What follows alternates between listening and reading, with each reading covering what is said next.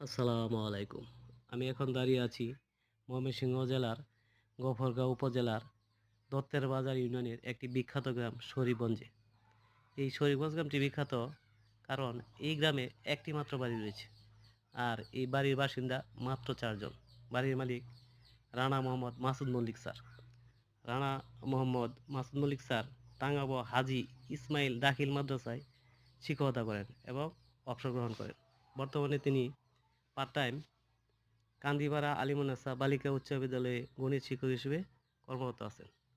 প্রায় ১৩০ বছর আগে খান সাহেব আলী তার বাবার নাম রাখেন শরীফগঞ্জ।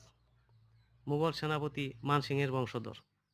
মানসিংহের বংশধর জুঝার সিং ইসলাম ধর্ম গ্রহণ করে এখানে বসবাস করতে থাকেন। রানা মোহাম্মদ স্যার জুঝার সিংয়ের চতুর্থ বংশধর। গ্রামটি চমৎকার একটি গ্রাম, খুবই সুন্দর।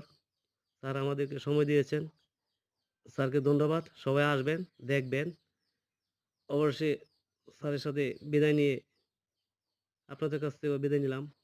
আসসালামু আলাইকুম।